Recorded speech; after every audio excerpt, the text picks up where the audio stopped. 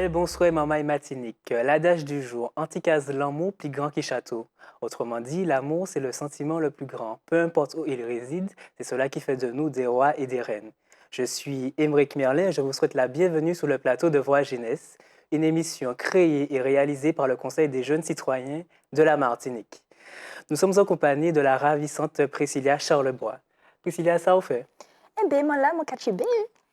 Alors, est-ce que tu peux nous présenter justement la thématique du jour et surtout nous présenter qu'est-ce que le CJC? Bien sûr. Alors moi, c'est Priscilla Charlebois. Je suis membre du Conseil des jeunes citoyens, qui est une instance de démocratie participative qui a été créée par la collectivité territoriale de Martinique en 2022 et qui a pour but d'impliquer activement les jeunes citoyens de la Martinique âgés de 16 à 25 ans autour de projets de la vie citoyenne, politique et sociale de notre territoire. C'est une vraie instance qui nous permet d'avoir un espace d'expression et d'action où nous pouvons mettre en place des projets et faire entendre notre voix et contribuer à construire la Martinique de demain.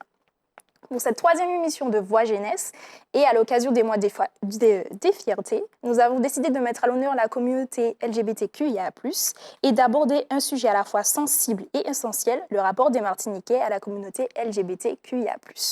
Donc, à partir de ce thème, une question essentielle se pose.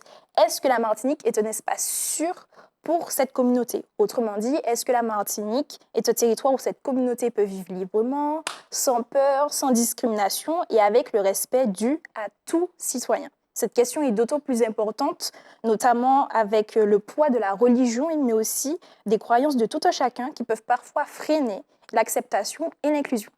Alors justement, nous avons la chance d'avoir sur le plateau de Voix Jeunesse deux invités. Tout d'abord, Sabine Schill, coprésidente de l'association Cap Caraïbes, activement engagée pour la communauté LGBTQIA+. Association qui, je le rappelle, est devenue le premier centre LGBT+, de la Caraïbe. Et nous avons également l'honneur d'avoir avec nous Guillaume Ruffin, militant et engagé pour la communauté LGBTQIA+, très connu dans le paysage cinématographique de la Martinique. Merci à vous d'avoir accepté notre invitation.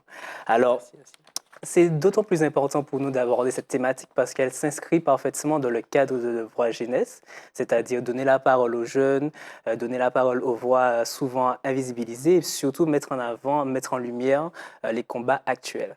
Alors, sans plus attendre, nous allons passer à la rubrique Retour d'expérience. Alors Guillaume, à travers tes différentes initiatives, tu es engagé pour cette communauté. Qu'est-ce qui te pousse justement à mener des actions, qu'elles soient culturelles ou finalement artistiques, à créer des espaces de revendication et de sensibilisation? Plusieurs points. Le premier, ce serait la visibilité.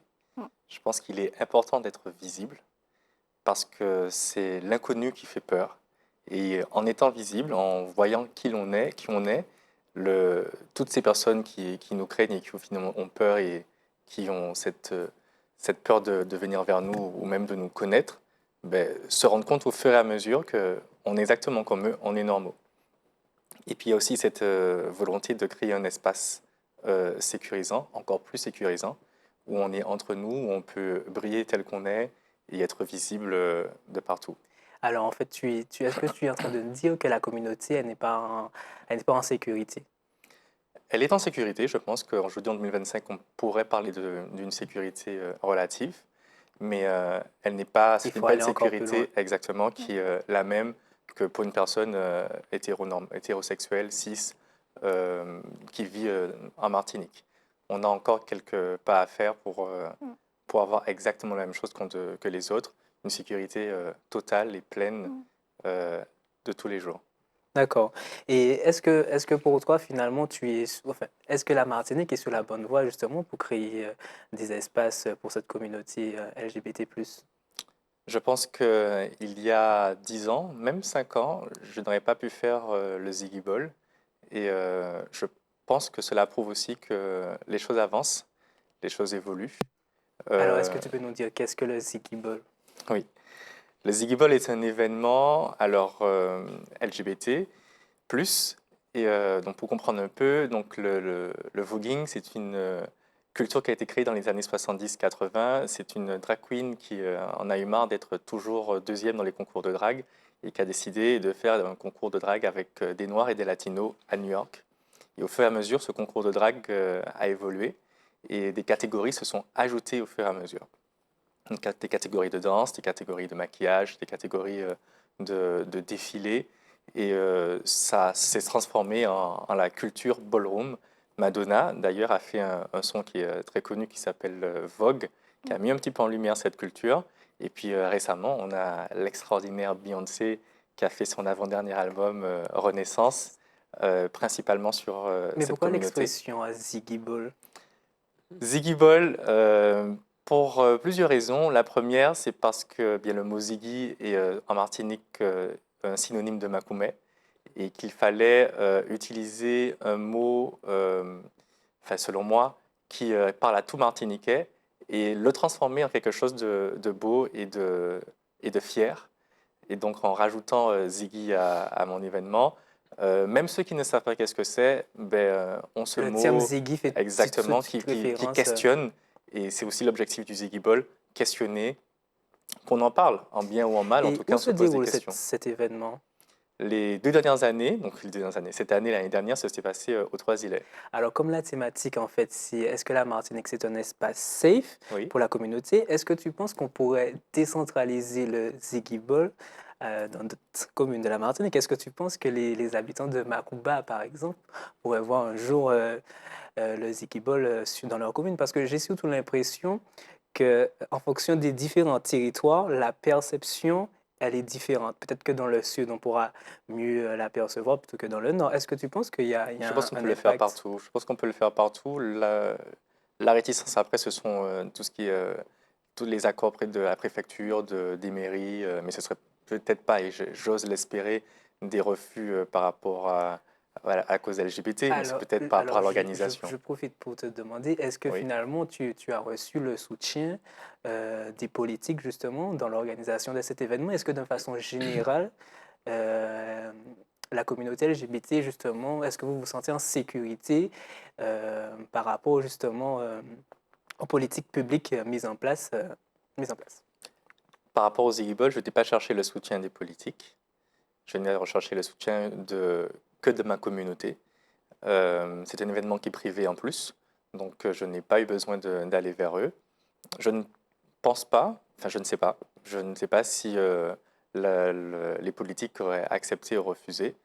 Maintenant qu'on a aussi la loi derrière nous, donc il serait difficile de refuser lorsqu'on est politique, parce que nous ne sommes plus une génération qui se cache. On sait, on connaît nos droits, on sait où frapper à la porte pour les faire entendre. D'accord. Et toi, tu connaissais déjà le Ziggy Ball? Oui, j'en avais déjà entendu parler de la deuxième édition, pas de la première. C'est comme ça que j'ai découvert la première édition. Mais je trouve que c'est un événement qui permet de donner de la visibilité à cette communauté et de déconstruire un petit peu les petits préjugés qu'on a. C'est finalement un cadeau pour la communauté. Est-ce que, en ressortant du Ziggy Ball, les participants ou bien même les spectateurs, ils se disent, ah ben tiens, finalement, on a pensé à nous pour une fois en Martinique. Bon, alors évidemment, il y a la Gay Pride qui s'organise au Carbet, La Pride. la Pride, pardon. Mais est-ce que finalement, en ressortant du Ziggy Ball, on se sent heureux justement d'avoir eu justement un espace pour échanger et pour s'exprimer? Oui, la Pride était un événement qui a été organisé et qui a fait un peu polémique, mais qui n'a pas mis aussi l'accent sur une forte visibilité de tout ce qui peut être la communauté LGBT. Et en un seul événement avec le Ziggy Ball, on a justement cette représentation une forte représentation de tout ce qui peut être la communauté LGBT. Alors oui, j'ai des retours de gens qui m'ont dit, mais merci, je ne savais pas que ça existait, je ne savais pas qu'on pouvait briller autant, je ne pensais pas qu'on pouvait être tout simplement comme ça, c'est-à-dire fier, s'accepter, créatif, et tout ça, ça peut se faire avec le Ziggy Ball. On a des personnes qui ont fait le voyage de la Guadeloupe, par exemple, du Canada pour certaines personnes, beaucoup des États-Unis, de New York et de Paris, bien évidemment, pour le Ziggy Ball. Donc c'est devenu un événement qui Incontournable finalement. je l'espère, incontournable et qui sera un marqueur pour le carnaval, puisque je veux que le Ziggy Ball soit chaque année l'ouverture du carnaval avec le samedi descente, le samedi gras. D'accord. Ok. Donc, nous allons passer à la présentation de notre deuxième invitée. Donc, Madame Schill, je vous remercie d'avoir accepté notre invitation. Donc, est-ce que tu pourrais te présenter les actions menées par Cap Caraïbes et ce que vous faites concrètement sur le territoire? Oui, bien sûr. Moi, je vais essayer d'être en plus en écho avec tout ce qu'a pu dire Guillaume Ruffin, parce qu'évidemment, j'ai beaucoup souri parce que ça me fait plaisir, en fait, de voir que de telles initiatives puissent exister. Voilà, donc je suis Sabine Schill, comme on l'a dit, coprésidente de l'association Cap Caraïbes depuis 2021. Voilà, qui a rejoint l'association, j'ai rejoint l'association en 2019, fin 2018, en 2019, à un moment donné où, en fait, en tant que bénéficiaire, je participais à un atelier proposé par l'association Cap Caraïbes, qui, elle, existait depuis 2012. Voilà, un atelier de musicothérapie. À la suite de cet atelier, j'ai rencontré Brice Armien-Boudré, mon coprésident, qui, lui, venait de revenir sur le territoire martiniquais et avec qui on a partagé énormément de constats sur voilà, les vies qu'on avait pu vivre dans l'Hexagone, les vies qu'on vivait actuellement et le contraste, en fait, de la situation des personnes LGBT ici sur le territoire, bien que sur le territoire de l'Hexagone, on pourrait aussi dire des choses selon les endroits où on peut se trouver, quoi. En tout cas, moi, j'ai été beaucoup marquée, je suis arrivée en 2007, et j'ai été beaucoup marquée par l'invisibilité de la communauté LGBT à ce moment-là. Lorsque j'ai voulu me connecter en tant que personne queer aux autres personnes de la communauté, en fait, il existait surtout comment ça s'appelle, les sites de rencontres Oui, et puis des lieux festifs, exact. notamment les soirées qui étaient mises en place à l'époque déjà par JM Concept. Voilà, qui était peut-être la seule personne à proposer des espaces relativement safe. Et puis bon, il y avait de temps en temps quand même d'autres initiatives, mais qui perduraient pas dans le temps ou qui n'étaient pas repérées comme telles, quoi. Voilà, donc je veux dire, je me souviens de cette première soirée où je suis allée à la soirée JM Concept, très loin, dans la campagne, où il fallait prendre une route caillouteuse. On a l'impression que bon, c'était une aventure, on était en Afrique, il fallait bon, voilà, se cacher, c'était le maquis, en fait, et on arrivait dans un lieu où il y avait 2 videurs hyper musclés. Enfin, on sentait quand même que bon, voilà, tout ça, c'était pas pour rien. C'est-à-dire qu'il y avait un contexte de territoire particulier, et après en échangeant avec les uns et les autres, en avançant, en rencontrant d'autres femmes queer, bon, j'ai pu me rendre compte que même s'il y avait d'autres stratégies à travers les arts, notamment pour comment dire, s'affirmer et puis rentrer dans un parcours de résilience, ça restait quand même des situations très compliquées. J'ai entendu aussi des témoignages de personnes qui vraiment dont tous les impacts de la vie étaient touchés par leur identité de genre ou bien par leur orientation amoureuse. Donc c'est vrai que c'est quelque chose qui m'a énormément marqué, ce qui fait qu'après, quand j'arrive à Cap Caraïbes et que les premières personnes qui, notamment Céline Faure à l'époque, qui avait fondé l'association, commençaient à s'essouffler au bureau, on a décidé avec Brice voilà, de leur prêter main forte dans un premier temps, Redonner parce un que nouveau voilà, il n'était souffle. pas question que cette association qui avait réussi à C'est tenir ça. contre vents et marées avec quelques moyens mette la clé sous la porte, quoi. Voilà, donc on est toujours là. Oui, Voilà, en plus, les choses se sont réorganisées. Bon, évidemment, il y a eu de plus en plus d'adhérents. oui, Qu'est-ce qui a fait aussi beaucoup bouger les choses, c'est qu'il y a eu des demandes de parlementaires de l'Hexagone pour qu'il y ait comment dire, des enquêtes sur la question dans les Outre-mer, pour savoir un petit peu où on en était, parce qu'évidemment, il commençait à avoir des retours, bon, voilà, des témoignages un peu compliqués, hein. mais c'est surtout que c'est une volonté de la ministre Aurore Bergé d'implanter des centres LGBT Alors, dans c'est les Outre-mer. c'est pas elle exactement, hein, en fait, ce projet, il est né il y a 3 ans, Mm. hein. Dans le fil de la relance en fait, de la lutte contre les C'est ça. LGBT-phobies et d'une lutte qui s'est souhaitée interministérielle, hein, qui a eu un appel, enfin en fait, qui a un fonds qui a été mobilisé pour consolider l'existence de centres LGBT déjà créés dans l'Hexagone, de sorte à ce qu'on ait un centre LGBT dans chaque région, donc y compris pour les Outre-mer. En fait, nous, on a attendu à un moment donné qu'il y ait un appel à projet, puis en fait, ces projets-là sont accompagnés par les préfectures en fonction Mhm. des structures qui sont déjà existantes, C'est ça. des actions de militants qui sont déjà là. Donc après, ça dépend des territoires. Par exemple, chez nous, bon, c'est vrai que c'est Cap Caraïbes qui menait cette lutte principalement. La Guadeloupe vient de Oui, rejoindre ce projet, mais eux, ils sont plusieurs associations sur le territoire. Donc en oui. fait, ils se sont fédérés ensemble. Ça a nécessité voilà, des échanges, etc., une construction collective, quoi. Voilà, mais enfin le principe, en fait, l'idée du centre LGBTQIA+, c'est quand même d'être une association qui permette non pas seulement des adhésions individuelles, mais aussi des adhésions collectives. C'est-à-dire que là, nous, on a vocation à construire tout doucement, ça va prendre du temps, mais une sorte de fédération des différentes initiatives qui peuvent avoir lieu sur le territoire sur ces questions-là. Oui, parce que vous réalisez aussi un accompagnement individualisé, mais vous proposez aussi aux familles des ateliers. Alors, quand je parle d'adhésion collective, là, je parle de structures associatives Oui. qui pourraient adhérer au centre LGBTQIA+, comme ça se fait par exemple en région parisienne, où il y a un centre LGBTQIA+, mais il y a peut-être 70 ou 80 associations Oui. qui sont adhérentes à ce centre, en fait. Donc l'idée, c'est de fédérer. Alors, pour revenir aux accompagnements, en fait, parce qu'effectivement, une de nos missions, c'est d'écouter, d'accompagner, en fait, les personnes LGBTQIA+, en difficulté ou leur environnement. Voilà, donc on propose différentes modalités d'écoute. On est en partenariat, c'est pas simplement CAP, mais aussi on est en partenariat. Donc actuellement, il est possible de se faire entendre à travers un chat, à travers le téléphone, à travers, il y a une permanence une fois tous les 15 jours. Voilà, on a recruté quelqu'un qui assure une permanence et qui peut donc faire de l'accompagnement au-delà de la problématique LGBT, c'est-à-dire s'il y a une problématique de logement, enfin voilà, un problème d'accès à l'emploi, à la formation, puisque évidemment, l'identité de genre et l'orientation amoureuse entraînent des discriminations, y compris dans ces domaines-là. Et au niveau des actions que vous menez, notre fil conducteur, c'est de savoir si la Martinique, comme l'a dit Émeric, est un endroit safe pour cette communauté. Est-ce que vous mettez en place des actions pour justement prouver que oui, la Martinique est un endroit safe pour cette communauté LGBTQIA+. Alors les actions qu'on met en place, effectivement, c'est cette fameuse cellule d'écoute, c'est tous les accompagnements qu'on peut mettre en place, c'est l'accompagnement juridique aussi qu'on peut proposer lorsqu'il y a des personnes qui sont victimes. Oui. Voilà, il y a le fait de se porter partie civile dès lors qu'il y a une problématique. Même là, par exemple, dans le cadre de la presse, on n'hésite pas à intervenir de sorte qu'à ce que petit à petit, justement, la communauté LGBTQIA+, se sente de plus en plus dans un espace safe.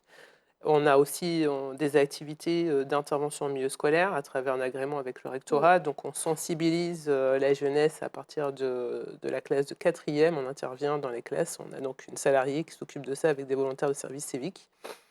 Et donc, on va intervenir en classe selon une modalité qui est assez intéressante, puisqu'on va parler des discriminations en général, puis des discriminations à caractère sexiste, et puis des discriminations à caractère LGBT-phobe. Alors justement, quels sont les stéréotypes les plus tenaces à déconstruire justement sur cette communauté LGBT+. Alors, il y en a une qui est assez tenace. Ce serait que c'est quelque chose qui serait importé de l'Hexagone Mhm. et que donc, voilà, toute personne afrodescendante n'a pas à être concernée par cette question de l'orientation, notamment sur la question de l'orientation amoureuse. Voilà, et donc là, il faut vraiment déconstruire, rappeler l'histoire, notre histoire, c'est-à-dire que les colons n'ont pas apporté l'homosexualité, mais ils ont apporté l'homophobie. Ok. À rappeler que les peuples premiers dont faisaient partie les Amérindiens n'avaient aucune problématique autour des questions de genre. D'ailleurs, les recherches qui ont été menées sur ces questions-là disent que les Amérindiens accueillaient 5 genres dans leur culture. Voilà, donc c'est important de déconstruire en fait et de bien rappeler notre histoire parce qu'il y a des confusions et finalement, tout en pensant être dans une stratégie de décolonisation, on est plutôt en train de s'enfermer dans des postures qui finalement ont été apportées au moment de la colonisation. Et- Vas-y. Merci. J'ai une question pour vous deux. Est-ce que selon vous, la société martiniquaise est prête à accepter cette diversité de genre et d'orientation sexuelle? Surtout que tout à l'heure là, tu nous disais enfin, par rapport à il y a 10 ans, il y a déjà eu une très grande avancée. Est-ce que tu penses qu'on peut aller encore plus loin? Bien sûr qu'on peut aller encore plus loin et on ira encore plus loin. Mhm. Euh, Aujourd'hui, on est dans une société où, grâce à Netflix, les Prime Video et compagnie, on a une visibilité bien plus grande. Donc, il est difficile de regarder une série sans avoir, à un moment donné, une personne de la communauté LGBT. C'est une volonté justement des plateformes de streaming. Et l'une des conséquences, c'est que bien, on est visible, on nous voit, et on devient tout simplement des personnes totalement normales, qui mangent, qui vivent, qui travaillent, et qui ont une vie normale. Et la conséquence aussi, c'est que même en Martinique, où on a ces grandes plateformes et qu'on regarde des séries, des personnes que tu as parlé de Macoupa, Najoupa Bouillon, des Oui. communes très éloignées, elles ont aussi Netflix, donc elles auront aussi connaissance de tout ce qui se passe ailleurs. Mais c'est assez intéressant ce que tu dis parce que j'ai l'impression que finalement c'est un argument qui est utilisé dans le mauvais sens. C'est-à-dire que euh, pour bon nombre de personnes, justement, l'influence des réseaux sociaux ou bien des plateformes de streaming, justement, serait négative pour justement Donner de la lumière à cette communauté. exactement. Ça pourrait justement influencer négativement un jeune qui voit deux hommes s'embrasser, il pourrait justement avoir envie. Enfin, j'imagine que vous allez à l'encontre justement de cet argument, mais qu'en pensez-vous? Je pense que de toute façon, tous les arguments auront un contre-argument et on ne s'arrêtera jamais si on s'attarde à tous les contre-arguments. Je préfère m'attarder sur les conséquences et les faits. Ce qui est sûr et certain, c'est que lorsque l'on voit, on sait après, on reconnaît et on n'a plus peur. C'est parce que justement dans cette communauté en Martinique pendant très longtemps, on ne voyait pas, on savait que ça existait, il y avait des non-dits, des mots cachés pour faire comprendre, mais on ne voyait pas, il fallait absolument se cacher et donc ça engendrait de la peur, de la méconnaissance. Maintenant, on voit, on sait, on connaît. Et donc la peur, au fur et à mesure, se dissout et laisse place à la raison. C'est ça. J'aime énormément cette phrase qui dit que la peur, enfin, l'ignorance amène la peur. Il faut qu'on arrive aussi à prendre une espèce d'avoir une prise de conscience générale, déconstruire les préjugés et s'adapter au monde qui nous entoure, tout simplement. Et toi, Sabine, est-ce que tu penses que la Martinique est prête à avoir cette évolution? Alors, est-ce qu'elle est prête en tout cas, nous, à Cap Caraïbes, on note quand même des évolutions, hein, Oui. notamment en termes de soutien. Alors, les soutiens de la Martinique, exactement, bon, ils sont compliqués à obtenir, mais enfin, on obtient de plus en plus de soutien d'un point de vue financier. Comme le disait Guillaume, il y a un certain nombre de lois aussi qui nous sont favorables. Et donc, quelque part, il devient important de pouvoir permettre l'application de ces droits. Et en fait, pour revenir à cette question notamment de la présence des personnes LGBT dans les séries, etc., et de tout ce qui est récupéré à cet endroit-là pour dire oui, ça serait un effet de mode qui ferait que, bon, tout d'un seul coup, bon, tout le monde deviendrait une personne LGBT. Bon, rappelez que là, ce qui se cache derrière ça et qu'il faut déconstruire, c'est que l'orientation amoureuse, comme l'identité de genre, c'est pas une maladie. Donc ça se transmet pas.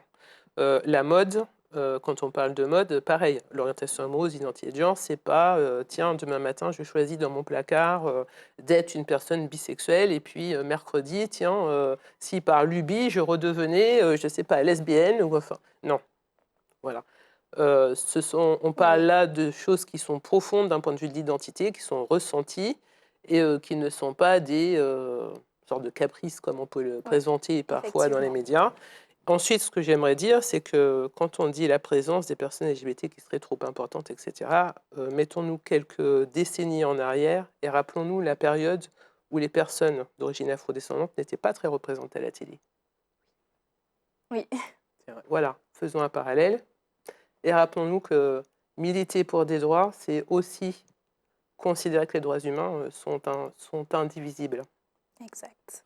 Si on milite pour des droits, militons aussi pour les droits des autres.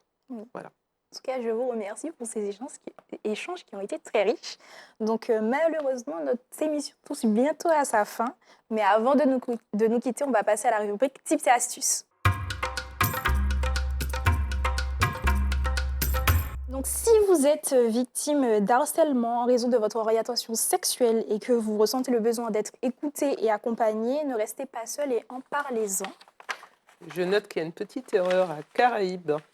Cap.caraïbes. Pour le mail. Ouais, pour le mail. Voilà. Pour le mail? Ah, ben d'accord. Mais en tout cas, mais pour l'écoute et le soutien et l'accompagnement, n'hésitez pas à contacter l'association Cap Caraïbes, qui est le centre LGBT de référence de la Martinique et qui est joignable au 0596 67 29 58 et à l'adresse mail cap.caraïbes@live.fr. Merci à toi, Priscilla, pour ces quelques précisions. Malheureusement, c'est déjà la fin de notre émission Voix Jeunesse. Merci à vous d'avoir accepté notre invitation. Alors, je vous rappelle, nous sommes en présence de Sabine Schill, coprésidente du centre LGBTQIA+, de la Martinique. Nous avons également la présence de Guillaume Ruffin, comédien, artiste aux multiples facettes. Et nous remercions également la chaîne Zitata de nous permettre d'avoir cette plateforme d'expression. Nous remercions la collectivité territoriale de Martinique, nos collègues du CJC. Nous avons également une petite pensée pour Soraya Bohor. Et bien sûr, je remercie la ravissante Priscilla de sa présence. Et c'est à mon tour de vous souhaiter une bonne soirée. Ne l'oubliez pas, peu importe où vous vous trouvez, Zitata est toujours là pour vous. Ciao.